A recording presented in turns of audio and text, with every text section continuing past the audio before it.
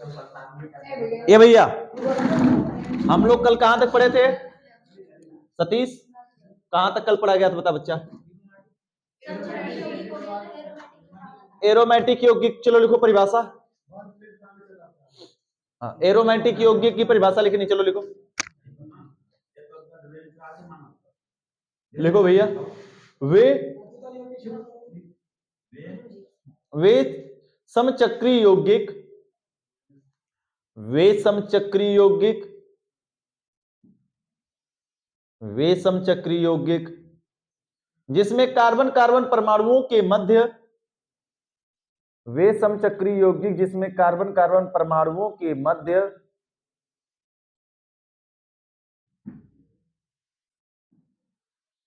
वे समचक्री यौगिक जिसमें carbon carbon परमाणुओं के मध्य एकांतर क्रम से, एकांतर क्रम से कार्बन कार्बन परमाणुओं के मध्य एकांतर क्रम से एकल बंध तथा द्विबंध लगा होता है, एकल बंध तथा द्विबंध लगा होता है, उसे एकल बंध तथा द्विबंध लगा होता है, उसे एरोमेटिक यौगिक कहते हैं, उसे एरोमेटिक यौगिक कहते हैं। श्री राम, ठंडा तो दम दोनों का कमरा पहले नीचे वहां पे कहा ना डाल दिया भैया बोरा, वहीं से पूरा हवा दम में घुस रहा है।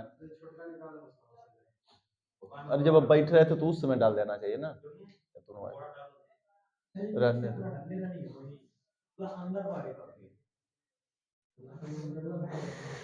सुनो भैया आगे, यहां में लिखो दूसरी परिभाषा।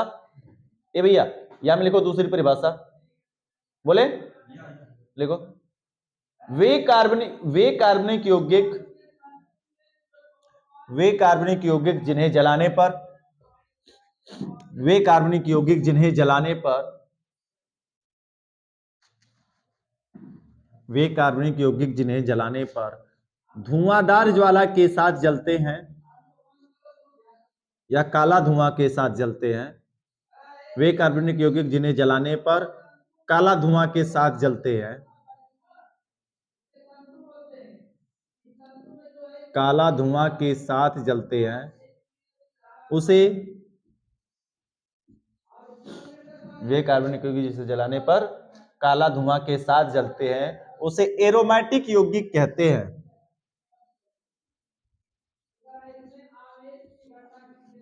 उसे एरोमेटिक यौगिक कहते हैं।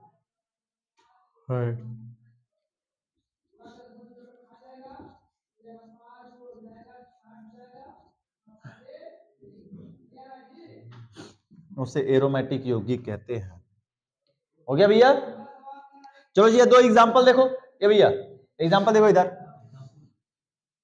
कार्बन कार्बन लगा हुआ है सभी चारों तरफ, यानी समचक्री है। पहले तो बात क्लियर हुई कि सही असमचक्री है, लेकिन समचक्री भी दो प्रकार का, एक एलिसाइक्लिक एक एरोमेटिक। तो एरोमेटिक एक एलिसाइक्लिक, परिभाषा में बोला गया कि एकांतर क्रम से क्या लगाना चाहिए, द्विबंध एकल बंध, द्विबंध देखो एक के अंतर के बाद द्विबंध, फिर एक के अंतर के बाद द्विबंध, एकल बंध, एक के अंतर के बाद एकल बंध, एक के अंतर के बाद एकल बंध। तो एकांतर क्रम से द्विबंध और एकल बंध लगा, द्विबंध एकल बंध द्विबंध एकल बंध, एकांतर क्रम से लगा है ना। तो इस क्रम में यदि लगा होगा तो उन सभी यौगिकों को हम क्या कहेंगे, एरोमेटिक यौगिक कहते हैं। और जैसे कि ये हो गया, इसका अगर एग्जांपल हम निकालें, इसका नाम मेथेट्रोब्यूट, साइक्लो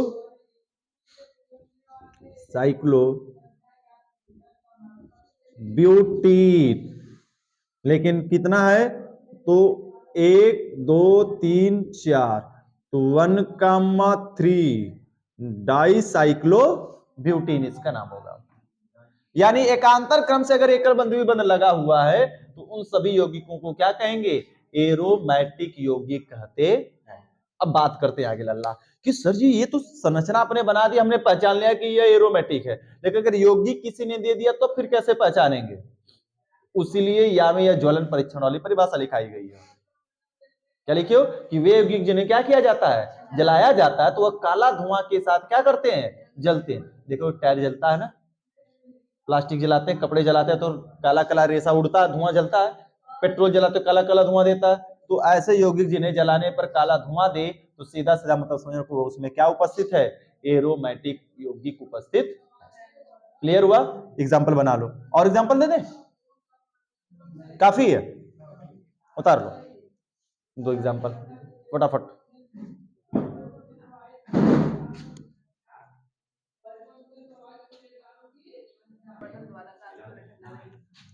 अगली हेडिंग एलिसाइक्लिक यौगिक। एलल्ला अगली हेडिंग लिखो एलिसाइक्लिक यौगिक।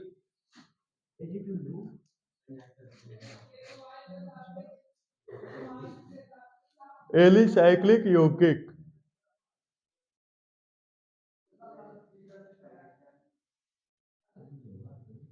एलिसाइक्लिक यौगिक किसे कहते हैं लल्ला? नहीं गधा, एलिसाइक्लिक अकेला चक्कर। एली मतलब अकेला चक्कर लगा है, मतलब कि इसमें केवल समचक्री यौगिक होगा और कार्बन कार्बन केवल किससे जुड़ा होगा, एकल बंध से जुड़ा होगा। कार्बन कार्बन के मध्य केवल क्या लगा होगा, एकल बंध लगा होगा, तो उसे हम क्या कहेंगे, एलिसाइक्लिक यौगिक कहेंगे। देखो भैया कार्बन का स्ट्रक्चर पूरा है कि नहीं, 4-4 बॉन्ड सभी कार्बन का कंप्लीट है ना, सभी कार्बन का 4-4 बॉन्ड क्या हुआ, कंप्लीट हो गया। नाम भी बदल जाएगा इन सब का, इसका नाम अलग, इसका नाम साइक्लो ब्यूटेन हो जाएगा, एकल बॉन्ड, और इसका नाम हो जाएगा साइक्लो, 6 बंद श्रृंखला साइक्लो, और 6 कार्बन का नाम क्या होगा, हेक्स, और सभी में एकल बॉन्ड है एन, साइक्लो हेक्सेन। ठीक है ना, मामला क्लियर हुआ? तो सीधी सीधी परिभाषा क्या, यहां पर देख लो एग्जांपल समझ में आ जाएगा। वे समचक्री यौगिक, समचक्री है कि नहीं है जी, कार्बन कार्बन कार्बन ही है, तो वे समचक्री यौगिक जिसमें कार्बन कार्बन परमाणुओं के मध्य केवल एकल बंध लगा होता है, उसे एलिसाइक्लिक यौगिक कहते हैं। बस ऐसे ही सीधा सीधा ऐसी संरचना भी देख लो जी।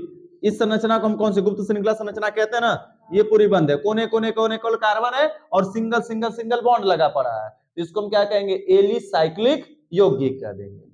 साधारण सी परिभाषा। नहीं समझ में आ रही सर जी, लो जस्ट CH2 हम लगा देते हैं, यहाँ पर CH2 हो जाएगा, यहाँ पर भी क्या हो जाएगा, CH2, यहाँ पर भी CH2, यहाँ पर भी क्या हो जाएगा, CH2। मामला समझ में आ गई? कोई दिक्कत है क्या?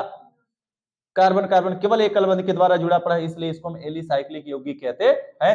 परिभाषा लिखो फटाफट उड़ाकर देखो। वे समचक्री यौगिक, वे समचक्री यौगिक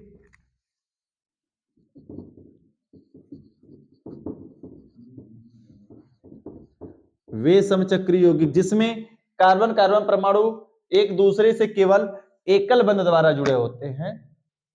वे समचक्री यौगिक जिसमें कार्बन कार्बन परमाणु, वे समचक्री यौगिक जिसमें कार्बन कार्बन परमाणु केवल एकल बंध के द्वारा, केवल एकल बंध के द्वारा, एकल बंध के द्वारा एक दूसरे से जुड़े होते हैं, केवल एकल बंध के द्वारा एक दूसरे से जुड़े होते हैं, एक दूसरे से जुड़े होते हैं। समचक्रीय यौगिक,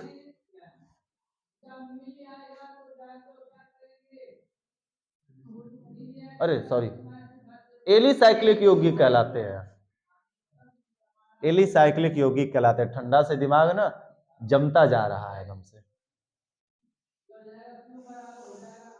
एलिसाइक्लिक यौगिक कहलाते,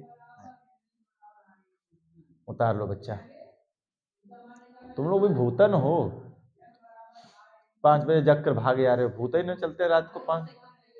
अब बताओ, दैत हो दैत, हाँ बताओ, दैत हो तुम लोग तो एकदम से भैया।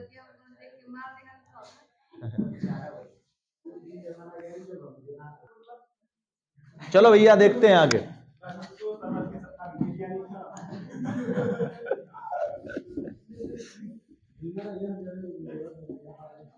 अच्छी बात है भैया, करना चाहिए, जिम करना चाहिए, शरीर को स्वस्थ रखना सबसे बड़ी प्राथमिकता है। अगली हेडिंग बची, अब आते हैं ऊपर, नीचे तो मामला खत्म।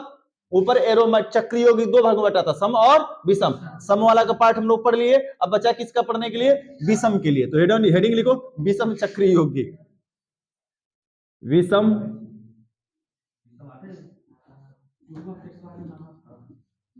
चक्रीय यौगिक, विषम चक्रीय यौगिक। देखो लल्ला क्या है, कैसे है विषम चक्रीय यौगिक, क्या है समझा जाए फटाफट। विषम चक्रीय यौगिक किसे कहेंगे जी? नाम से स्पष्ट है कि कुछ ना कुछ चक्कर में गड़बड़ होगा। जैसे हमने बताया था कि ग्राउंड पे तुम सुबह सुबह जगकर चक्कर लगा रहे हो, सभी जगह आदमी मिलते गए तो चक्कर समचक्री, यानी सभी जगह कार्बन कार्बन समचक्री। लेकिन ग्राउंड में किसी दिन चक्कर लगाने गए, उल्टा मुड़ी वाला उल्टा पैर वाला अगर दिखाई दे दिया, या बिना सिर वाला दिखाई दिया, केवल सिर ही घूम रहा हो दिखाई दे दिया, तो उस दिन तुम्हारा चक्कर कैसा हो जाएगा? विषम हो जाएगा, यानी कि भिन्न चक्री। सेब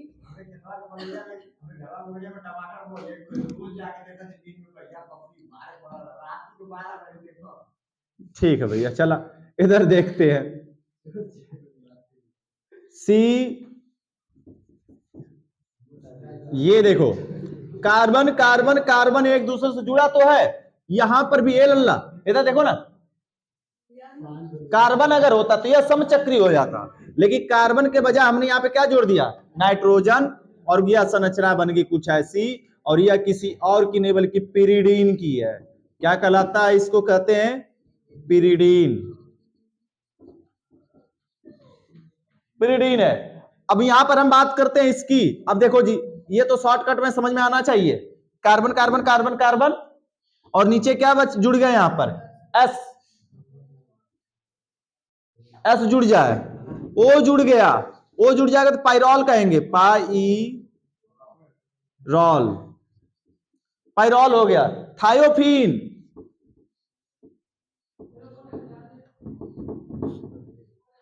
एस जुड़ जाएगा, यहां पर ये बॉन्ड बॉन्ड बॉन्ड बॉन्ड लग जाएगा, क्या हो जाएगा? थायोफीन।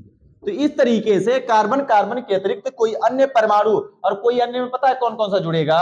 या तो वह नाइट्रोजन हो सकता है, या तो वह ऑक्सीजन हो सकता है, या फिर सल्फर। अब इसके अलावा हम कहें कि बीच में क्लोरीन फास्फोरस जुड़ जाए तो संभव यहां पर नहीं है जी।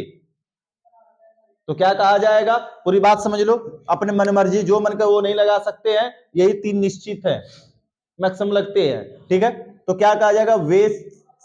वे चक्रीय यौगिक जिसमें कार्बन कार्बन परमाणु के अतिरिक्त कोई अन्य परमाणु जैसे नाइट्रोजन ऑक्सीजन और सल्फर आदि मध्य में लग जाते हैं, तो उसे क्या कहते हैं? विषम चक्रीय यौगिक कहते हैं। चलो परिभाषा लिखा जा। क्या चीज? इसमें कांतर और कांतर नहीं देखना है, देखो वे चक्रीय यौगिक, वे चक्रीय यौगिक जिसमें, वे चक्रीय यौगिक जिसमें कार्बन कार्बन परमाणु के अतिरिक्त कोई अन्य परमाणु, वे चक्रीय यौगिक जिसमें कार्बन कार्बन परमाणु के अतिरिक्त कोई अन्य परमाणु, कोई अन्य परमाणु जैसे जैसे नाइट्रोजन ऑक्सीजन तथा सल्फर, कोई अन्य परमाणु जैसे नाइट्रोजन ऑक्सीजन तथा सल्फर आदि जुड़े हो तो उसे विषम चक्रीय यौगिक कहते हैं, उसे विषम चक्रीय यौगिक कहते हैं। हो गया? ये एग्जाम्पल है बच्चा, बना डालो।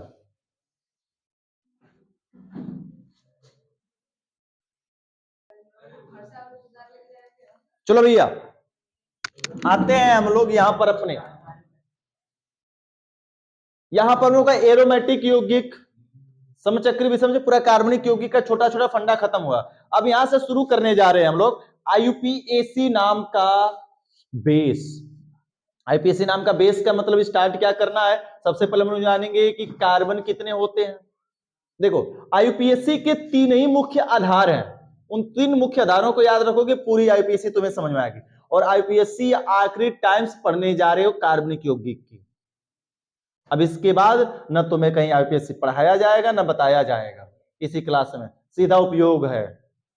इंटर में जाओगे, सिखाने की विधि नहीं आएगी कि ऐसे ऐसे देखो करना है, ये करना है, विधि खत्म, पूरी मामला, सीधे डायरेक्ट आईपीएससी बनाया जाएगा और दिखाया जाएगा तुमको इंटर में। इंटर में भी आईपीएससी आती, जैसे कि हमने पहले दिन ही इस लेसन की बात की थी। यह जो लेसन है, यह लेसन तो मुख्य रूप से दृष्टिकोण से केवल 11 का है, लेकिन फिर भी इसका उपयोग पूरा 12 में होने के कारण तुम्हें यह 12 में भी इस लेसन से पूरे टॉपिक उठाकर पूछी जाती है। यहां तक कि आईपीएससी भी 3 से 4 नंबर का आ जाता है 12 में, यहीं से अनुनादी प्रभाव भी आ जाता है इसी में से, ठीक है। तो इसमें बहुत सारे, ये पूरा लेसन ही पूरा इंपॉर्टेंट है, कार्बनिक रसायन का जड़ है। समझ लो ना कि कार्बनिक रसायन का 50% हिस्सा जो उसकी आत्मा है, 50% जो आत्मा है कार्बनिक रसायन की, वो इसी में बसी, इसी लेसन में बसी है। अगर 50% कॉन्फिडेंस पाना चाह रहे हो रासायनिक अभिक्रियाओं पर कार्बनिक की, तो इस लेसन को बढ़िया से तैयार कर जाओगे तो तुम्हारे हर एक बातें सीधे सीधे क्लियर होती चले, सब कुछ मामला, चाहे वो अभिक्रिया चाहे कुछ भी। इंटर में जाओगे बड़ी बड़ी अभिक्रिया मिलेंगी, बड़े बड़े कार्बनिक यौगिक, 5 लेसन कार्बनिक यौगिक है, 5 लेसन में अभिक्रियाएं पढ़नी है, कम से कम हजारों प्लस अभिक्रियाएं चली जाती हैं। तो क्या सभी अभिक्रिया याद कर पाओगे? संभव है नहीं जी। तो अभिक्रियाओं को याद करने का टेक्निक बताती है कौन सा? यह लेसन। उसी टेक्निक के हिसाब से हम लोग काम करेंगे, यहाँ पर पढ़ेंगे। तो सबसे पहले तो आईपीएससी जानेंगे, फिर उसके बाद जानेंगे कि नाभिक स्नेही इलेक्ट्रॉन स्नेही अभिक्रिया क्या है, इलेक्ट्रोमेरिक प्रभाव क्या है, ठीक है ना, इलेक्ट्रोमेरिक प्रभाव क्या है, अनुनादी प्रभाव क्या है, प्रेरण की इंडक्टिव इफेक्ट क्या है, मेसोमेरिक इफेक्ट क्या है, समावयवता क्या है, इन सारी चीजों को एक एक करके जाना जाएगा। इसलिए लेसन लंबा काफी है, लेकिन है काफी मजेदार, जबरदस्त हम लोगों का। तो शुरू क्या होगा कल, आज तो समय है नहीं, बता देते कुछ बातों को। हम लोग 10 कार्बन के नाम जानते हैं बचपन से, तो सब कुछ मामला रिपीट कर देते हैं, फिर कल लिखाना तो है ही है। 10 कार्बन होते हैं, 10 कार्बन के तुम्हें नाम पता होना चाहिए। मेथ से शुरू होता, meth, eth, prop, but, pent, hex, hepta, oct, non, dec. 10 carbon का नाम। 3 बंध लगते हैं कार्बन में, एक लगता है ससंयोज एकल बंध, द्विबंध और त्रिबंध। एकल बंध का नाम एन होता है, द्विबंध का नाम इन होता है, त्रिबंध का नाम आइन होता है, ठीक है। अब आता है बारी कि कोई भी चीज अगर एक या एक से अधिक बार लगे तो उसके लिए नाम क्या होता है। एक बार कोई है तो मोनो, 2 बार है तो डाई, 3 बार है तो ट्राई, 4 के लिए टेट्रा, 5 के लिए पेंटा, 6 के लिए हेक्सा, 7 के लिए हेप्टा, 8 के लिए ऑक्टा, 9 के लिए नोना, 10 के लिए डेका।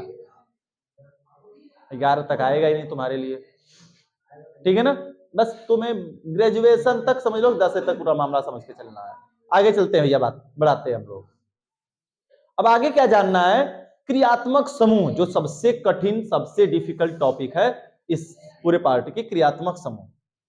क्रियात्मक समूह जैसे OH हुआ, अनुलग्न में क्या नाम होगा, पूर्वलग्न में क्या नाम होगा, COOH हुआ, CHO हुआ, NH2 हुआ, ये सारे क्रियात्मक समूहों के हिसाब से नाम बनेगा। तो 3 मुख्य आधार हैं, इन तीनों को जाना जाएगा कल। जानने के बाद हम लोग पढ़ेंगे आईपीएससी सिद्धांत, और आईपीएससी सिद्धांत आईपीएससी हाई स्कूल से पढ़ के आए हो, ताजा ताजा है, हमें थोड़ा थोड़ा बताना होगा, और तेजी से मामला खत्म हो जाएगा हम लोगों की सारी चीजें, ठीक है ना। तो मिलते हैं कल आईपीएससी के साथ में, इस लेसन की शुरुआत करते हैं। कोई दिक्कत? देखिए अब कल से गैप मत करना इस लेसन में, बिल्कुल पहले बता दे रहे हैं, इस लेसन में बिल्कुल गैप मत करना कल से, जब तक ये लेसन खत्म ना हो जाए। काफी इंपॉर्टेंट है इंटर के लिए।